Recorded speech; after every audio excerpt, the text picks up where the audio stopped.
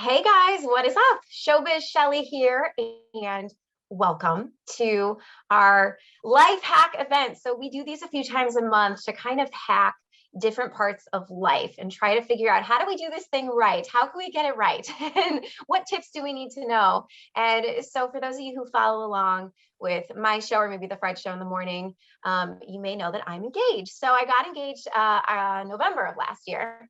And I've been sort of doing this wedding planning thing during a pandemic, and I can kind of tell you more about it. But I wanted to introduce our guest, who she's going to kind of help me, and hopefully you, if you're going through the same thing, she can kind of help you figure out how to plan a wedding or maybe just events in general during a pandemic. Sasha Souza. Hi, Sasha. Hey, how are you? I'm good. How are you? Very well. Congratulations on your engagement. Thank you. Thank you. Yeah. So, well, first, why don't you tell people a little bit about yourself? Great. So I am located in Napa Valley, California, which is just a little bit above San Francisco. I've been doing events and particularly weddings for about 26 years now. We do about 20 events a year, and we do everything from weddings and birthdays, bar and bat mitzvahs, corporate. So, but we do all of the design as well as the planning. And it has been a very interesting and very different year in my career, to say the least. I was going to say, have you ever experienced anything like this at all? No, and I tell people, I feel like I've been, in a recession. I've had 9/11. I've had, all types of economic, turmoil, so to speak, in 26 years. Mm-hmm. And this one really kind of knocked us on our rear ends, because when have we not been able to celebrate no matter what? And that sort of is what happened to us this time. And it's been different, but it is now really coming out of it with like a roar. It is incredible. Okay, well, that's good. Yes. So, so a little background on my story, because I got engaged in October, and my fiance's in the military. And so we've been trying to kind of navigate. So that's already kind of tough with scheduling and everything, mm-hmm. and possible deployments and these kinds of things. And so we kind of settled on, we did settle on October of this year. We are getting married. But the thing that has been this struggle, and I've had so many people reach out to me too on social media, sort of giving their similar versions of this, but just trying to figure out the details of, okay, so right now the rules are this, but what if they expand later? And what if I can later invite more people? But what if it gets pushed down again? Like, there's so many different elements. How are you dealing with this with your clients? So I feel like people are a little bit more understanding, right? So pre-pandemic, you were looking at, if you had to, add people at the last minute, then they felt like maybe you didn't value them the same. And so that isn't the case anymore. People are more understanding to say, I know that you're getting married, and if you're inviting them and they don't have to travel, you're saying, we're so excited that now we can actually expand our list and have more people than we thought, and we get to celebrate with you on this day. So there's no shame in that. The same way there's no shame now. It's not like you're disinviting people from your wedding. You're saying, unfortunately, the rules are that the venue or the government is only allowing us to have 50 people instead of 150 people. There's an understanding that goes into that you're having to make tough decisions. So it isn't as looked down upon as it was 2 years ago. To do either of those was like, oh my God, what kind of rules are you breaking? But that's not the case any longer. So don't worry. Okay, well, that makes me feel better. Well, and I'm wondering too, do you happen to have any tips? Because there are people who I would love to have there, but because of restrictions and because of, like, I have family members who are uncomfortable with tons of people, so if you do have to kind of let people down, like, what's the best way to do that? Or to kind of say, like, look, this is the deal, unfortunately, maybe you can't come. Like, how do you say that to people? I think you sort of give them an offer of, here's another option for you. We were starting to stream weddings for grandparents who couldn't travel more than a dozen years ago, right? And it was really kind of spotty, but now it's so much easier. I mean, Zoom is, look at this, right? It's everybody is used to being a talking head now, and streaming and FaceTiming and things like that are more the norm.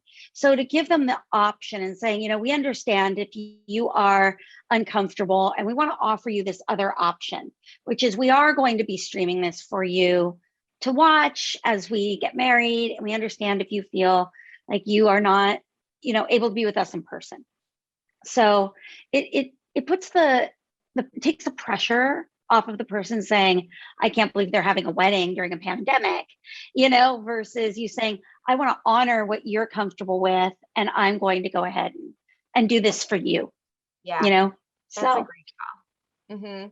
And what would you say, like, are the top 2 or 3 things that you've seen your clients just be super stressed about, and how have you dealt with it? Okay, so what's the number one stressor in a marriage is money, right? So money is number one, right? Number two is always the guest list, right? Where do you cut off that guest list? Are you inviting the second and third cousins? I mean, you just have to make a decision. But so those are two of the areas. And the third is not having an understanding of how an event day works, and thinking like all these vendors that you just hired and you just paid, 30,000, 100,000, however much money you're paying out, are just going to all show up and instinctively either work really well together, and they're all independent do, right? businesses, Come in right? and you know what to do. Yeah, come in and they know what the caterer needs, and the caterer knows what the floral designer needs, and they all know what the musicians need, and is making the mistake of thinking that whole thing is just gonna go without any input or stress on those couple of days prior. So those are the 3 things, right? So if you don't mind, I'm gonna start with the budget. Number one, be realistic, right? It's like building a house. You say, oh, I love this lot and I love this view, but you may have some things that come in that cost you more money. You may choose a better tile. You may choose a different type of flooring. It's the same thing with your event. You may think you're going to hire a DJ, but then you're going to hire a band.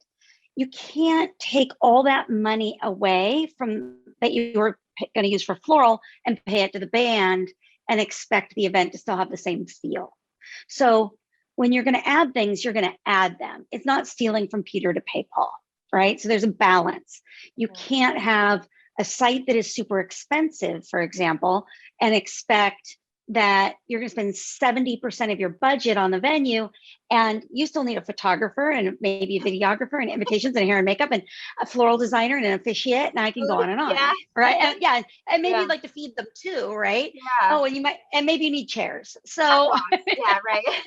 so there's that. Like, you have to be really realistic and know that there will be overages. Hitting a number is almost never happens. And, then secondarily, the guest list. You just have to make a decision and say, we're not going to invite anybody past this, whatever removed family member that might be.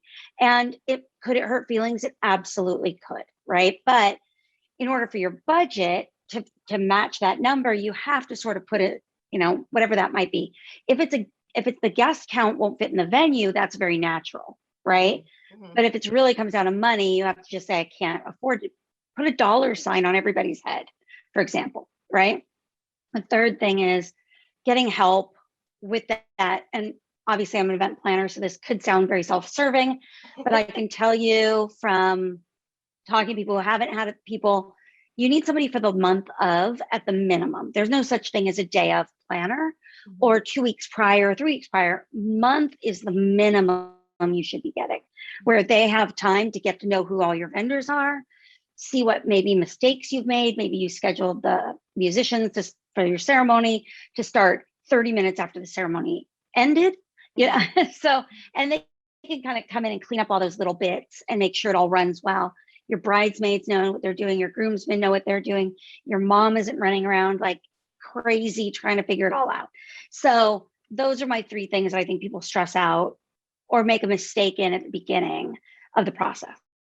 Those are great ones. And when you were talking about the money, the first thing that struck me, like in this process of not realizing how many little things go into all of it, like just little details that like would not even occur to me, that you don't even think about when you go to weddings. It's like, oh my gosh, yeah, somebody has to provide that, or that needs to be there.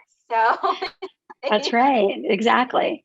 So I would think that's probably even what you guys help with, right? Like kind of getting all this together and figuring out what you need, right? Exactly. And it doesn't matter to us if you have 10 guests or, 200 guests. It's pretty much the same process, Yeah. right? So I'm providing fewer items, fewer centerpieces, fewer tables, chairs, glassware, flatware, etc. But it's the same process we have to go through. We just did a 40th birthday party this past weekend for 12 people. And we did 2 events. And this isn't wedding related, but it sort of is, because the scale of the production was not that much different than if we had provided it for 200. So it's still the same scale. So the guest count has little to do with the detail-y work, and it's true, we can have 20, 30 vendors working on an event. People are like, are you kidding me? I'm like, yeah, I have one guy doing chairs. I got another person. I got my flatware coming from over here. I have my tent and draping coming from over there. I have my floral design coming from this person. My cake, and by the way, the desserts are coming from somebody completely different. So it is a lot of juggling. You have a lot of balls in the air.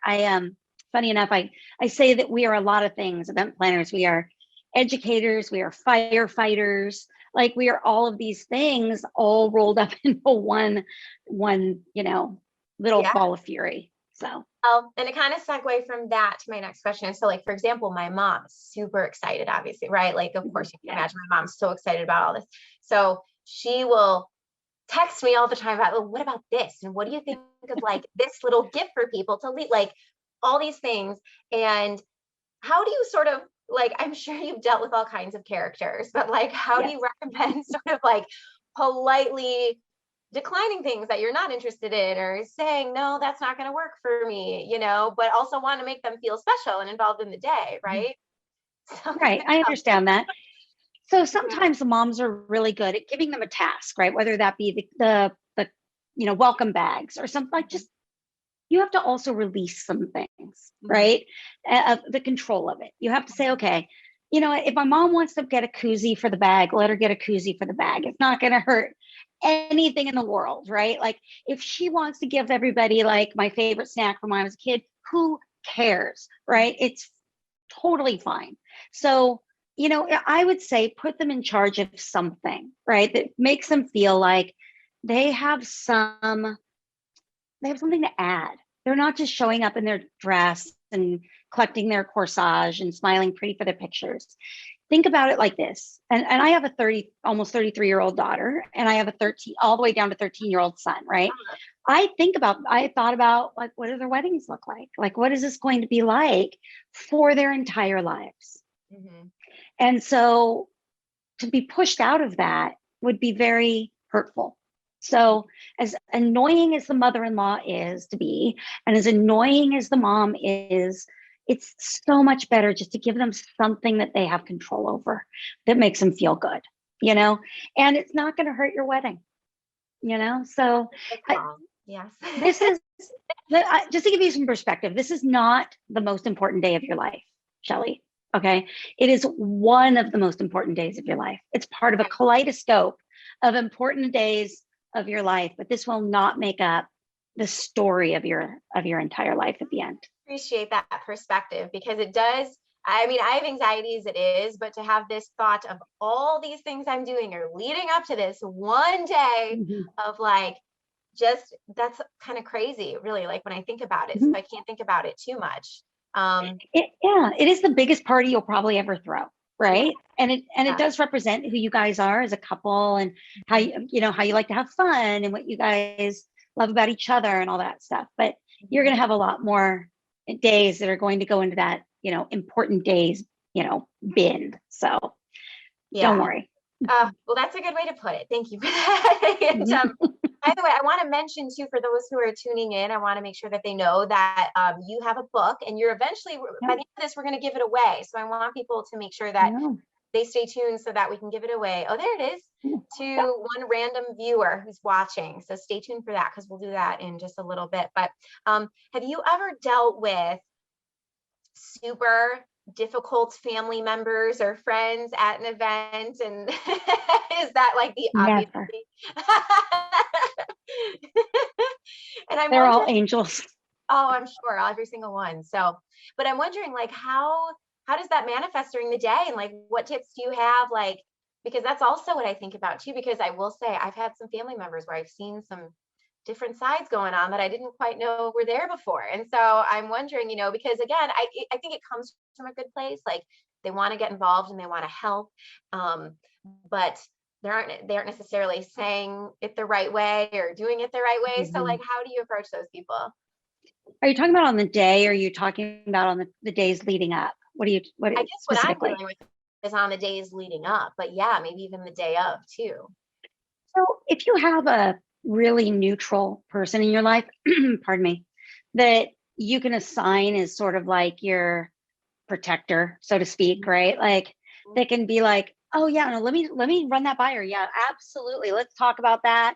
Like somebody who's super easy to get along with, everybody loves, and they can say she's a little stressed out, even if you're not, you're feeling pretty good about things, Mhm. right? That they can go to and say, hey, so I was thinking maybe what we can do is we can go buy, 5 dozen roses and put them on the chairs for blah, blah. And you're like, I don't even want to think about this, right? Because people do come up with kooky stuff at Mhm. the last minute and they can say, or if you have an event planner, you can say, that sounds like a great idea.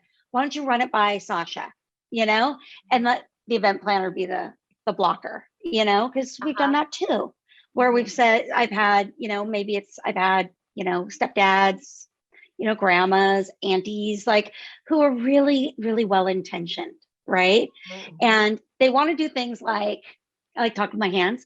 So they're like, we're going to do a 20-minute dance improv that's going to lead into a video Yeah. of their entire lives that we have right now at about 13 and a half minutes. We were taking a half an hour out of my day. So it's easy for me to say, that doesn't fit in I have no place for that. And by the way, your video, the wedding is outside and it's light out. I can't use a projector outdoors. And there's really no other time to do it because sunset's not until, 8:30. And then you don't want to cut off dance. Like I have like every excuse in the book, right? So you really have to have somebody who can help you kind of kick that back into play and just say, this might not be the right place for it. But if you're open, like for you, Shelly, if you're open to the rehearsal dinner, Mhm. and just having an open mic night, let people do Mhm. it there, like they can, Oh, you gotta think, yeah. they can put on their bear costume and do whatever they want to do there, So That's a good one. Mhm. do it, welcome party, rehearsal dinner. It doesn't have to be on the wedding day. So that's Yes. usually what we'll talk to the client about is think about the rehearsal dinner, just leaving it open to people who just feel like it's bubbling over, whatever Gotta their, get it out. whatever Yeah. their performance is. So anyway, we've seen it all of it. So Oh, I'm sure. I'm sure. And so, also too, actually, I had a few listeners reach out to me and they actually said to me, they're like, make sure as you're going through this process that you check all the fine print on all the contracts and all the agreements. And what would you say about that in terms of like with all this pandemic stuff and dates changing and all the things that are up in the air all the time? What would you say? so you have to always read I don't care if you're buying a car, you're buying a house, you're getting a credit card, whatever contractual agreements you're getting into, you Mhm. have to actually read and understand it. Mhm. And don't don't be shy to ask the vendor what it means. Mm. So I'm going to give you a little tip. If there are any errors in the contract, at least in the state of California, those errors are on the person who wrote the contract, not on the person who signs the contract, Mm. right? So they have to know their contract. They have to have it written by a lawyer. They have to have it either reviewed by a lawyer. And if it's a particularly scary one, like mine can be quite scary, it's about 8 pages long, Uh-huh. right? Uh-huh. Because it covers everything. Like every clause has somebody's name attached to it. Uh-huh. So if you have any questions about the contract, once you've talked to me, I would always say to you, if you have somebody in your life who knows contracts, please run it by them, Mhm. and just you have to know what you're signing because you're getting into oftentimes tens of thousands of dollars worth of IOUs. Mhm. And for somebody like me as an event planner, we put in so much time going forward that at the beginning that most of our deposits are that time. You also are talking about people who are finite resource. So I can't double myself and send myself to another wedding, for example. So if you book out a day on my calendar, the DJ's calendar, the band's calendar, the caterer's calendar, the venue's calendar, they can't necessarily rebook that. So you are on the hook for that date because they can't, can I sell an event 4 weeks prior because you want to cancel? There's no way. There's none, right? So you held that date for what could have been a client that would have booked me and it gone to fruition. So you owe for that reservation. So you do have to know what that contract says. And the law doesn't care about your feelings, right? So I found that out. Yeah. Right. I found that out in my own business even years ago, that the law doesn't care about your feelings or how you think it should go. So always, always, always protect yourself, and know what the contract says. Good tips. And so would you, do you have like maybe top 3 do's and top 3 don'ts for this whole planning process of a wedding? Oh my gosh. Okay. So top 3 don'ts. I'm going to start with your don'ts. Yeah. Okay. So number 1, don't ask everybody's opinion about your wedding, right? Oh, that one hit my heart. Yes. Are you taking 8 people to find your dress, Shelly? I'm just asking. No, actually, well, what I will tell you, it's maybe not so much asking, it's the just offering of opinions and not taking it in. That's what I'm working on. That too, right? Like, everybody has an opinion, so you don't have to. Everybody, and it's like when you have a baby. It's the same thing, right? People are always like, "Oh, can I touch your belly? Can I do this?" And you're like, "When's the baby due? What's the baby name? Stop, right?" It's the same thing with the wedding. They all want to know everything about it and then say, "Oh, I would never have done this." Yeah. So opinions are just that, right? So don't take them. But you also don't have to include everybody in everything. I prefer with my relationship with my clients, what I really want to have is that understanding what they want, not what their bridesmaid wants, right? So having the bridesmaid at all of the events, or all the events being the tastings and floral appointments, tends to be distracting for the client. So you don't have to bring everybody. Number 2, let it go, right? Like on the day of, so sorry, I just got choked up. People aren't going to know what you didn't have, right? So what you didn't pick. Oh, you didn't pick this big floral arrangement. You didn't pick this menu, and you didn't pick that hors d'oeuvre. They have no idea.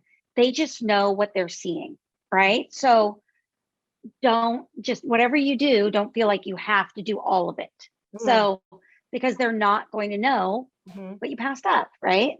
And let it go. Like let all of the problems just like roll off your back, because and number 3 is don't drink too much, right? So have a good time.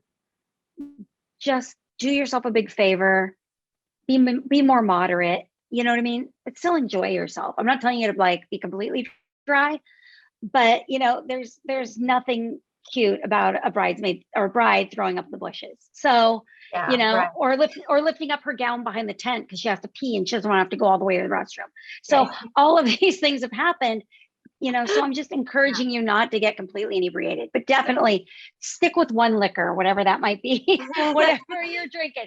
If you start with champagne, girl, carry that thing through. If you start with white wine, carry that thing through. You don't have to do shots.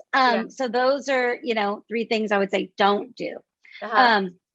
So I guess one of them was a do, let it go, right? So do's, trust the people that you're paying to do the job that you're trusting them, that you're buying from them, right? So don't micromanage your vendors. Do trust them to do what you asked for, okay? Another do be early, right? Be on time. Show up for your hair and makeup on time. So if you don't do that, your day will suffer. So be early, give yourself lots of time to get ready. Uh-huh. And oh my gosh, my last do would be, do leave a little early from the party, just a few minutes. Really? Right? Why is that? Don't watch the teardown, because you leave, the magic is all gone, right? The Oh lights my come gosh.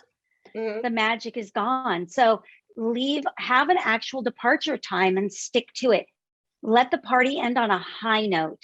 Don't let the party, so it's like party, party, party, party, party. Everybody's too drunk and it goes like this, right? Like, And they're tearing down the flowers and everything. Yeah, we're taking all the flowers out. We're ripping the linens off the tables, Okay. Leave that image in your mind. So do leave a little early, so you have that high note.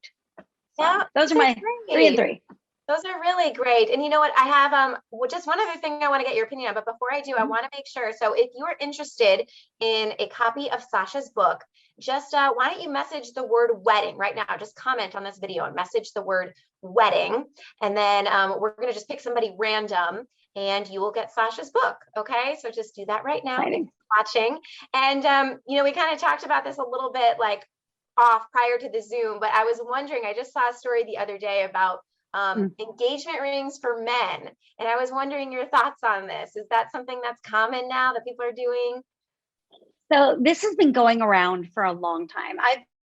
I've been doing this for a few days, and I think this first started kind of coming around, like, I think around 2012 or thereabout, we first got like air to this, and my clients don't do it, right? That doesn't make it wrong. It just, I don't know that, I don't have a lot of men who are going to wear it because they usually only want to wear one ring, right? So certainly this makes sense with, let's say it's a same-sex couple, one offers a ring and engagement, you are now engaged, maybe you're both going to wear an engagement ring, but generally the men are not really stoked about wearing, an extra ring. So I think it's really just a sales thing. You'll see things like this if you're in this business long enough, where you'd be like, oh, look, dogs in wedding are a trend. And I had my first dog in a wedding in 99. Like, it's a cyclical business. So, the blogs and the magazines and all that stuff, they kind of recycle it after a little bit. They're like, ooh, that was a good idea 5 years ago. Let's bring that back. Yeah, and that's true. I didn't think about that because, I guess would they get a double ring as like a wedding band then? That might be, something they're not a huge fan of. So exactly. Yeah, so it looks like we have a book winner. Her name is Amy Matilda. Congratulations, Amy. You get a copy of Sasha's book. It's right there behind you. What is it called again, Sasha? Signature Sasha, Weddings and Celebrations to Inspire. Oh, cool. Yeah. So cool. I hope you love it, Amy. I hope you love it. Very cool. And is there anything else before we go? Is there anything we didn't get to or anything that we should know? I think I'd like to make one short comment about the state of the industry right now. That's really important. Everything is more expensive. Nobody's trying to take you for a ride. You bought flowers from the same floral designer a year and a half ago, and the same flowers cost you $75. Now they're $175. This is strictly lack of product and lack of people, right? So people who are doing the work are now getting paid more. We've got flowers. We've got many flower farms that have been destroyed, either by unrest out of the country, pandemic out of the country, getting stuff into the country. Everything is more. Don't take it out on your vendors. It's not personal.